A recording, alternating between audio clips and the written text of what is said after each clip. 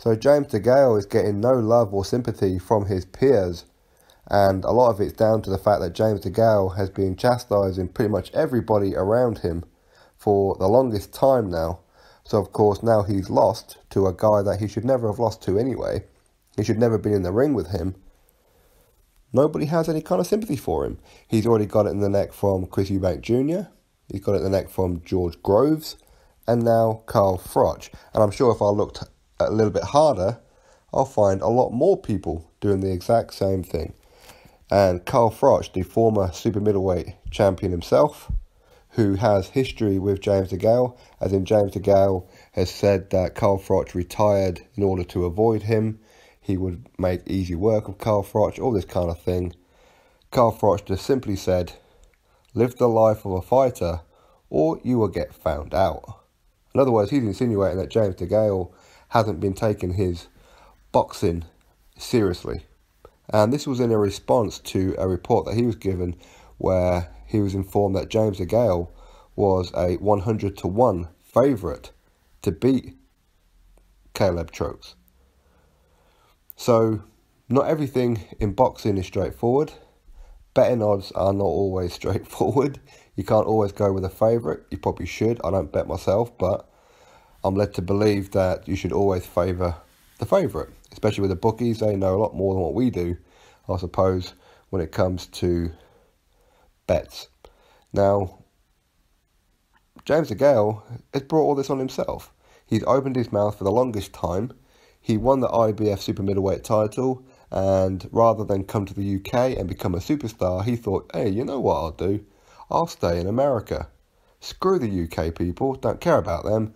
I'm going to go fight in America, I'm going to crack it, I'm going to become the next Floyd Mayweather and dominate US boxing. But unfortunately, he goes over there against fighters that we don't really care about, other than Badou Jack, of course. That was a fight that everybody wanted to see because it's unification. But Porky Medina and that, nobody cared about. But yet he's fighting them like it's life and death. In other words, he's putting on a show for the fans, thinking that the fans are going to go, oh man, did you see that James Degale? What a fight he was in. Man, that was one of the best fights I've ever seen. Why? Because he lets his opponent hit him. He likes to make it a war. A guy of his talent, his caliber, should not be leaving the ring each and every time like he's been in a war with his face banged up, losing teeth, this, that and the other. Why? Because he seems to think, or he's trying to put on a fight like Rocky Balboa. This isn't the movies, man. Get in the damn ring and do what you're supposed to do. Dispatch these people early doors. Caleb Trokes shouldn't even be in that ring with you, and without running the risk of repeating myself, you should have dominated this guy. Shoulder surgery or not. Okay, you should have dominated him.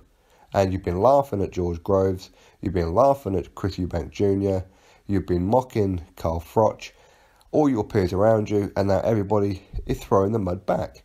You've heard that old saying, if you live in a glass house, don't throw stones. And this is exactly what happened. So, yeah, he deserves it. And it's not nice to say about anybody, but sometimes somebody needs to lose in order to wake up. And Carl Froch is joining the list of ever-growing peers that are throwing the mud and the rocks back towards James Degale.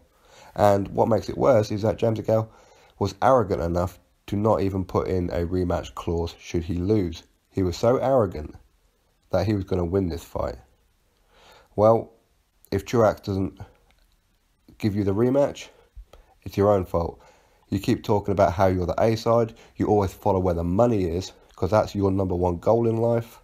Well, now you are the B side to who? Truax. Embarrassing, man. Absolutely embarrassing. I'm still shocked by it all. I'm shocked by that performance. But of course, we all knew at some point it was coming because of the way that he fights, thinking he's in a damn Rocky Balboa movie. But anyway, as Carl Froch saying that James Degale doesn't live the life of a fighter, and eventually you become undone, and that's pretty much what's happened. Drop your thoughts below, click that thumbs up, click that subscribe button, and I'll catch you in the next video.